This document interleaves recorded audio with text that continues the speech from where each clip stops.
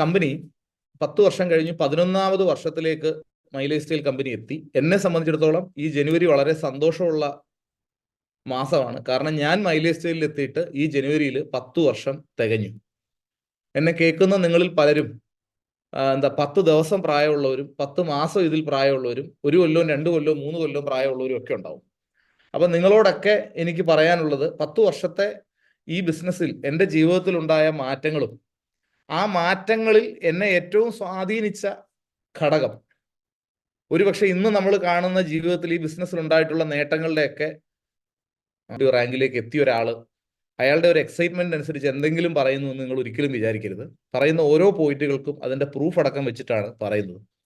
ശരിക്കും നമ്മുടെ കേരള സംസ്ഥാനം മാത്രം എടുത്തു വെച്ച് നോക്കിയാൽ മൈലേജ് സ്റ്റൈൽ എന്ന കമ്പനിയിലൂടെ ജീവിതത്തിൽ വലിയ മാറ്റം ഉണ്ടാക്കിയ, വലിയ മാറ്റം എന്ന് പറഞ്ഞാൽ ഈ ബിസിനസ്സിനകത്തുള്ളവർക്ക് മാത്രം അറിയാവുന്ന മാറ്റങ്ങളല്ല, പകരം അവരവരുടെ നാട്ടില്, അവരുടെ പഞ്ചായത്തിലോ അവരുടെ ജില്ലയിലോ അല്ലെങ്കിൽ അവരുടെ ആ താലൂക്കിലോ പോയി കഴിഞ്ഞാൽ ആ നാട്ടിൽ തന്നെ ഏറ്റവും സക്സസ് ആയ ആൾക്കാരായി, ബിസിനസ്സുകാരായി, ഒരു പക്ഷേ ഒരു പരിധിവരെ വ്യവസായികളുടെ പട്ടികയിലേക്ക് വരെ ഉയർന്ന 100 കണക്കിന് ആൾക്കാരെ നമ്മളുടെ ഈ കൊച്ചു സ്റ്റേറ്റിൽ തന്നെ മൈലേജ് സ്റ്റൈൽ ഇപ്പോൾ തന്നെ ക്രിയേറ്റ് ചെയ്ത് കഴിഞ്ഞു.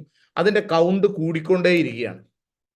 ഒരുപക്ഷെ കഴിഞ്ഞ ഒരു വർഷം എടുത്തു വെച്ച് നോക്കിയാൽ നമ്മളുടെ കൊച്ചിയിലെ മെഴ്സിഡീസ് ബെൻസിന്റെ ഒക്കെ ഷോറൂമിൽ നോക്കിയാൽ അവിടുത്തെ ഏറ്റവും മുന്തിയ കാറുകൾ, മെഴ്സിഡീസ് GLS പോലെയുള്ള കാറുകൾ വാങ്ങിയിട്ടുള്ള ആൾക്കാരിൽ നല്ല ശതമാനം, എനിക്ക് തോന്നുന്നു 4-5 കാറുകൾ, ആകെ ഒരു 8-10 കാർ ഇറങ്ങിയിട്ടുണ്ടെങ്കിൽ അതിൽ 4-5 കാറുകൾ മൈലേജ് സ്റ്റൈലിന്റെ ലീഡേഴ്സ് തന്നെ വാങ്ങുന്ന നിലവാരത്തിലേക്ക് ഈ ബിസിനസ് നമ്മുടെ നാട്ടിൽ വളർന്നു കഴിഞ്ഞു. എല്ലാ പഞ്ചായത്തിലെ ഏറ്റവും നല്ല വീടുകളും ഏറ്റവും നല്ല വാഹനങ്ങൾ ഉപയോഗിക്കുന്നവരും ഏറ്റവും വലിയ നികുതി കൊടുക്കുന്ന ആൾക്കാരും ഒക്കെ ഈ കമ്പനിയിൽ നിന്ന് ഉണ്ടായിക്കൊണ്ടിരിക്കുന്ന ഒരു കാലഘട്ടത്തിലാണ് ബഹുമാനരായ നിങ്ങൾ ഓരോരുത്തരും ഈ ബിസിനസ്സിലേക്ക് കടന്നു വന്നിട്ടുള്ളത്. എനിക്ക് തീർച്ചയുണ്ട് ഈ ബിസിനസ്സിന്റെ തുടക്ക സമയത്ത് ഒരുപക്ഷെ ഒരാൾ ഈ കമ്പനിയിലൂടെ ഒരു 1000 രൂപ പോലും വരുമാനം ഉണ്ടാക്കാതിരിക്കുന്നതിന് അല്ലെ ഉണ്ടാവുന്നതിന് മുമ്പുള്ള സമയത്ത് ആ സമയം തൊട്ടേ അയാൾ മെയിൻറ്റെയിൻ ചെയ്യേണ്ട അല്ലെങ്കിൽ അയാൾ ശ്രദ്ധിക്കേണ്ട പ്രധാനപ്പെട്ട 1-2 കാര്യങ്ങൾ, അതിൽ ഏറ്റവും പ്രധാനപ്പെട്ട ഒന്നാണ് ആറ്റിറ്റ്യൂഡ്. ഇന്നത്തെ എൻ്റെ സബ്ജക്റ്റും ആറ്റിറ്റ്യൂഡാണ്. ആറ്റിറ്റ്യൂഡിന് 2-3 അർത്ഥം നമ്മൾ പറയാം. എൻ്റെ ആറ്റിറ്റ്യൂഡ് ശരിയല്ല അല്ലെങ്കിൽ ആറ്റിറ്റ്യൂഡ് നല്ല ആറ്റിറ്റ്യൂഡാണ് എന്ന് പറയാറുണ്ട്. ആറ്റിറ്റ്യൂഡ് എന്ന് പറഞ്ഞാൽ ഒരു പരിധിവരെ നമുക്കതിനെ നിലപാടെന്ന് വിളിക്കാം. അതുപോലെ തന്നെ മനോഭാവം അല്ലെങ്കിൽ ഒരാളുടെ ആറ്റിറ്റ്യൂഡ്, മനസ്സിലിരിപ്പ്, ഉള്ളിലിരിപ്പ്, വിലയിരുത്തൽ, ഇങ്ങനെയൊക്കെ ആറ്റിറ്റ്യൂഡിനെ കുറിച്ച് പല വാക്കുകൾ നമ്മൾ പറയാറുണ്ട്. ഈ ബിസിനസ്സിൽ തുടങ്ങുന്ന ഏതൊരാളും ഇന്നു മുതൽ നിങ്ങൾ ഈ ബിസിനസ്സിൽ ഇന്നത്തെ 1ാമത്തെ ദിവസമാണെന്ന് വിചാരിക്കുക. ഒരുപക്ഷെ നിങ്ങൾ ബിസിനസ് സ്റ്റാർട്ട് ചെയ്ത് 6 മാസം 8 മാസം 1 വർഷമൊക്കെ ആയിക്കോട്ടെ. പക്ഷെ നിങ്ങളുടെ 1ാമത്തെ ദിവസമാണ് ഇന്നാണെങ്കിൽ നിങ്ങൾക്ക് വേണ്ട ആദ്യത്തെ ആറ്റിറ്റ്യൂഡ് ഓഫ് ഗ്രാറ്റിറ്റ്യൂഡ് എന്ന് പറയും. അതായത് നമുക്ക് ഈ ബിസിനസ് തന്നവരും ഈ ബിസിനസ്സുമായി ബന്ധപ്പെട്ട് നമ്മളുമായി പ്രവർത്തിക്കുന്നവരും നമുക്ക് ഈ ബിസിനസ്സുമായി ബന്ധപ്പെട്ട് എന്തെങ്കിലും പോസിറ്റീവായ ഒരു സഹായം, ഒരു സപ്പോർട്ട് നമുക്ക് തന്നിട്ടുള്ള ഓരോ ആൾക്കാരോടും നന്ദിയുള്ളവരായിരിക്കുക, കടപ്പെട്ടവരായിരിക്കുക എന്നുള്ളതാണ് ഏറ്റവും പ്രധാനപ്പെട്ട നമ്മുടെ 1ാമത്തെ ആറ്റിറ്റ്യൂഡ്. തീർച്ചയായും അത് ഗ്രാറ്റിറ്റ്യൂഡിന്റെ, കടമയുടെ, നന്ദിയുടെ, കടപ്പാടിന്റെ ഒരു സ്വഭാവം നമുക്കുള്ളതായിട്ട് നിങ്ങൾ ഓരോ ആൾക്കാരും ഒന്ന് മനസ്സിനെ പറഞ്ഞ് പഠിപ്പിക്കണം. കാരണം ഈ ബിസിനസ്സിലേക്ക് നമ്മൾ പല ആൾക്കാരും, ഇപ്പം ഞാൻ 2014 ഈ ബിസിനസ്സിലേക്ക് വന്നത് ഇന്ന് കാണുന്ന ഒരു ജീവിത വിജയം ഈ ബിസിനസ്സുകൾ ഉണ്ടാക്കാൻ കഴിയുമെന്ന് പ്രതീക്ഷിച്ചിട്ടൊന്നുമല്ല.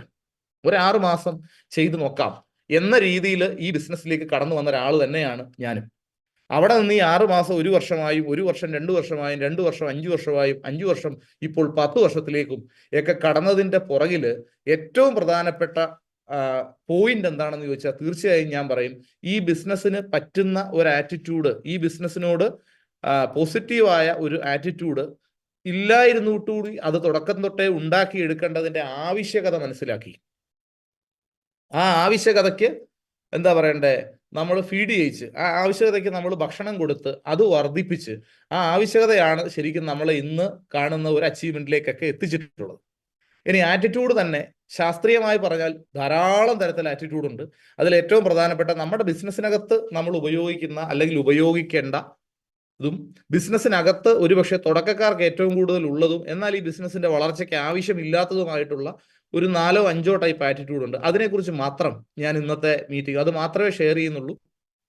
കാര്യം പുതിയ ആൾക്കാരടക്കം ഈ മീറ്റിംഗിൽ ഉണ്ട് എന്നുള്ളത് കൊണ്ട് ഒത്തിരി ആഴത്തിൽ, ഒത്തിരി ഒരു ടഫ് സബ്ജക്റ്റ് ആയിട്ടൊന്നും ഇതിനെ കൊണ്ടുപോകാൻ ഞാൻ ഒരിക്കലും ആഗ്രഹിക്കുന്നില്ല.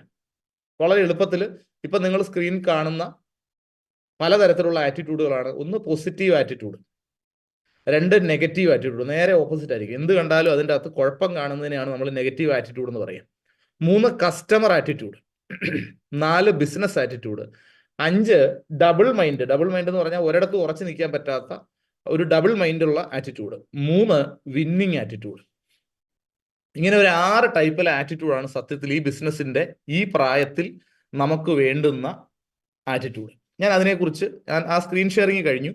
നിങ്ങൾ ഇനി ഞാൻ പറയുന്ന ഒന്ന് ശ്രദ്ധിച്ചാൽ നിങ്ങൾക്ക് മനസ്സിലാവും. അതിൽ ഏറ്റവും ആദ്യമേ ഞാൻ സൂചിപ്പിച്ച ഒന്ന് പോസിറ്റീവ് ആറ്റിറ്റ്യൂഡ് എന്ന്. ശരിക്കും പോസിറ്റീവ് ആറ്റിറ്റ്യൂഡ്, പോസിറ്റീവ് നെഗറ്റീവ് നമുക്കുണ്ട്. ഇത് രണ്ടും നമുക്ക് അറിയും. ഒന്ന് കൂട്ടാൻ വേണ്ടി ഉപയോഗിക്കുന്നു, ഒന്ന് കുറയ്ക്കാൻ വേണ്ടി ഉപയോഗിക്കുന്നു. നെഗറ്റീവിനെ നമുക്ക് ആർക്കും ഇഷ്ടമല്ല, കാര്യം നെഗറ്റീവ് കുറയ്ക്കുന്നതാണ്. പോസിറ്റീവിനാണ് എല്ലാവർക്കും ഇഷ്ടം. പോസിറ്റീവ് ആറ്റിറ്റ്യൂഡ് എന്ന് പറയുന്നത് ശരിക്കും ഈ ബിസിനസ്സിൽ തുടക്കകാലത്ത് ഒരു വ്യക്തിക്ക് വേണ്ടുന്ന പ്രധാനപ്പെട്ട ഒന്നാണ്. അതിനെ മലയാളത്തിൽ പറഞ്ഞാൽ ശുഭാപ്തി വിശ്വാസം എന്ന് വേണേൽ പറയാം. നമ്മൾ പറയും ഒപ്റ്റിമിസം, പെസിമിസം. ശുഭാപ്തി വിശ്വാസവും എന്താണ്, അശുഭ ചിന്തകളുള്ള ആൾക്കാരെന്ന് പറയും. ഇതിൽ ഈ പോസിറ്റീവ് ആറ്റിറ്റ്യൂഡ് എന്ന് പറഞ്ഞാൽ ശുഭാപ്തി വിശ്വാസത്തോടെ തുടക്ക സമയങ്ങളിൽ കുറച്ചുകൂടെ നല്ല എളുപ്പത്തിൽ, എൻ്റെ എക്സ്പീരിയൻസ് വെച്ച് പറഞ്ഞാൽ, നമ്മുടെ ഈ ബിസിനസിന്റെ തുടക്ക സമയത്ത് ഏറ്റവും ക്രൈസിസിലൂടെ നമ്മൾ പോകുന്ന സമയത്തും മനസ്സിനകത്ത് നല്ല ചിന്തകളെ വളർത്താൻ കഴിയുന്ന രീതിയിൽ മനസ്സിനെ പരുവപ്പെടുത്തുക. ഈ ബിസിനസ്